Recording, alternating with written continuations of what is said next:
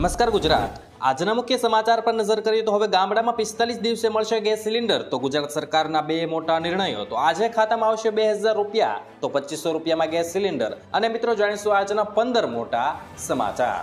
એ પહેલા ગુજરાતના જે પણ મિત્રો આપણી આ યુટ્યુબ ચેનલમાં નવા છે તેમને વિનંતી કરીશ કે આપણી આ ચેનલને સબસ્ક્રાઇબ કરી લે, જેથી કરીને મિત્રો દિવસભરના કામના અને લોક ઉપયોગી સમાચાર તમને આપણી આ ચેનલના માધ્યમથી સૌથી પહેલા મળી જાય. તો મિત્રો વાત કરીએ આજના સૌથી પહેલા સમાચારને લઈને. તો ગેસ બુકિંગ પર નવા નિયમો. મિત્રો ઈરાન કટોકટીના કારણે એલપીજી ઇંધણની ખરીદમાં ગભરાટ ફેલાયો છે, જેના કારણે પરિસ્થિતિ મુશ્કેલ બની ગઈ છે.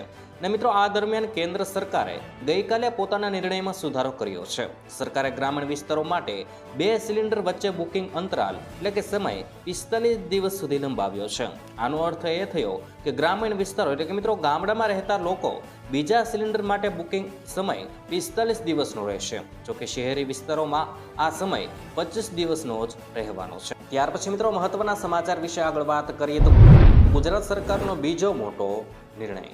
મિત્રો ગુજરાત સરકારના અને પરિવાર કલ્યાણ વિભાગ દ્વારા સરકારી કર્મચારીઓ માટે મહત્વનો નિર્ણય લેવામાં આવ્યો છે. ગુજરાત રાજ્ય સેવા તબીબી સારવાર નિયમો 2002 હેઠળ પરિવારની વ્યાખ્યામાં સુધારો કરીને તેને વધુ વ્યાપક બનાવવામાં આવી છે. સરકારના આ નિર્ણય અનુસાર હવે સરકારી કર્મચારી સાથે રહેતા તેના પર આર્થિક રીતે આધારિત પરિવારના સભ્યોને સારવાર સંબંધિત લાભોમાં સમાવેશ કરવામાં આવશે. નવા સુધારા મુજબ કર્મચારી સાથે રહેતા માતા પિતા, પત્ની અથવા તો પતિ, જ્યારે મિત્રો સંતાનો ઉપરાંત અન્ય નિર્ભર સભ્યોને પણ કેટલીક પરિસ્થિતિમાં લાભ મળવાની જોગવાઈ કરવામાં આવી. ત્યાર પછી મિત્રો મહત્વના સમાચાર વિશે આગળ વાત કરીએ તો અંગ દઝાડતી ગરમી માટે રહેજો તૈયાર. મિત્રો ગુજરાતમાં હાલમાં ગરમીનો પારો 40 સેલ્સિયસથી ઉપર પહોંચી ગયો છે. ત્યારે આ વચ્ચે ગરમીને લઈને વધુ એક આગાહી કરવામાં આવી છે. દ્વારકા, જામનગર, પોરબંદર, અમરેલી, સોમનાથ, દીવ, ભાવનગરના જિલ્લામાં આજે અને આવતીકાલે ગરમ પવન ફૂંકાવાની આગાહી કરાઈ છે.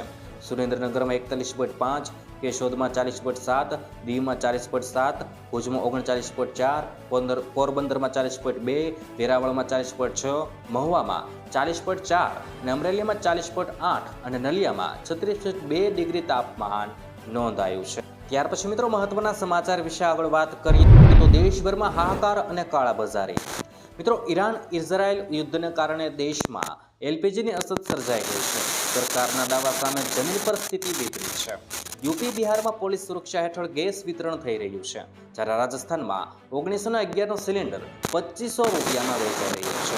કોમર્શિયલ સપ્લાય બંધ થતાં હોટલો અને લગ્ન પ્રસંગોમાં મુશ્કેલી વધી છે. લોકો વહેલી સવારે 3 વાગ્યાથી એજન્સીઓ પર લાંબી કતારો લગાવી રહ્યા છે. ઇમરજન્સી જેવી સ્થિતિનું નિર્માણ થઈ ગયું છે. ત્યાર પછી મિત્રો મહત્વના સમાચાર વિશે આગળ વાત કરીએ તો અમરેલી યાર્ડમાં ધાણાની બમ્પર આવક. મિત્રો અમરેલી માર્કેટિંગ યાર્ડમાં ધાણાની બમ્પર આવક નોંધાય છે. દૈનિક 40 થી 45 હજાર મણ ધાણાની આવક થતાં યાર્ડમાં ભારે ભીડ અને દોડધામ મચી છે. અમરેલી જિલ્લાનો સૌથી મોટું માર્કેટિંગ યાર્ડ હોવાથી અમરેલી અને આસપાસના જિલ્લાઓમાંથી ખેડૂતો ધાણા વેચવા આવી રહ્યા છે. મિત્રો અહીં ધાણાના પ્રતિમણ રૂપિયા 2000 થી 3000 સુધીના સારા ભાવ મળી રહ્યા છે. જો મિત્રો તમારા ધાણા હોય અને ધાણાનો તમારે શું માર્કેટ યાર્ડમાં ભાવ આવ્યો છે તમને મિત્રો કોમેન્ટ બોક્સમાં લખીને જણાવજો. ત્યાર પછી મિત્રો મહત્વના સમાચાર વિશે આગળ વાત કરીએ તો આયુષ્યમાન કાર્ડમાં કઈ સારવાર નથી મળતી. મિત્રો આયુષ્યમાન ભારત યોજનાનું સુરક્ષા કવચ હવે 10 લાખ રૂપિયા કરવામાં આવ્યું છે. જોકે આ કાર્ડ હેઠળ તમામ સારવાર મફત નથી હોતી. મિત્રો ઓપીડી સેવા, સામાન્ય દાંતની સારવાર, કોસ્મેટિક સર્જરી અને આઈવીએફ જેવી સુવિધાઓ આ યોજનાના દાયરામાં નથી આવતી. સરકારનો મુખ્ય ઉદ્દેશ ગંભીર બીમારીઓ અને હોસ્પિટલમાં દાખલ થવા જેવા મોટા ખર્ચમાં મદદ કરવાનો છે. હાલમાં આ યોજના 35 રાજ્યો અને કેન્દ્ર શાસિત પ્રદેશમાં કાર્યરત છે. ત્યાર પછી મિત્રો મહત્વના સમાચાર વિશે આગળ વાત કરીએ તો સોના ચાંદીના ભાવમાં ઘટાડો. મિત્રો જ્વેલર્સ એસોસિએશન એટલે કે આઈબીજીએના ભાવ જાહેર કર્યા છે.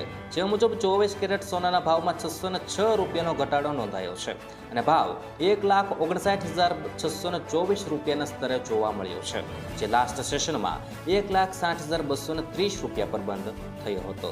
જ્યારે મિત્રો ચાંદીમાં 2210 રૂપિયાનો ઘટાડો નોંધાયો છે અને ભાવ 2,63,800 રૂપિયા પર જોવા મળ્યો છે. મિત્રો લાસ્ટ સેશનમાં 2,66,010 રૂપિયા બંધ થઈ હતી ચાંદી. ત્યાર પછી મિત્રો મહત્વના સમાચાર વિશે આગળ વાત કરીએ તો આજે આવશે 2000 રૂપિયા. મિત્રો પ્રધાનમંત્રી નરેન્દ્ર મોદી શુક્રવાર 13 માર્ચ 2026ના પીએમ કિસાન યોજનાનો 22મો હપ્તો રિલીઝ કરવાના છે. કેન્દ્ર સરકારે જાહેરાત કરી છે કે પ્રધાનમંત્રી મોદી આસામના ગુવાહાટીથી દેશભરના ખેડૂતોના ખાતામાં સીધા 2000 રૂપિયા ટ્રાન્સફર કરશે. મોદી આ યોજના હેઠળ 9.32 કરોડ ખેડૂતોના બેંક ખાતામાં પૈસા ટ્રાન્સફર કરવાના છે. જો મિત્રો તમારા બેંક ખાતામાં 2000 રૂપિયાનો હપ્તો જમા થયો હોય તો કોમેન્ટ બોક્સમાં લખીને અમને જણાવી પણ દેજો. ત્યારબાદ મિત્રો મહત્વના સમાચાર વિશે આગળ વાત કરીએ તો ગેસ સિલિન્ડરની સપ્લાય બંધ. મિત્રો મિડલ ઈસ્ટમાં ચાલી રહેલા યુદ્ધના કારણે ગેસના સપ્લાય વિક્ષેપોથી ભારતમાં ગેસ પુરવઠો ઘટ્યો છે. આ વચ્ચે સિલિન્ડરની સપ્લાય પર કડક નિયમો લાદવામાં આવ્યા છે.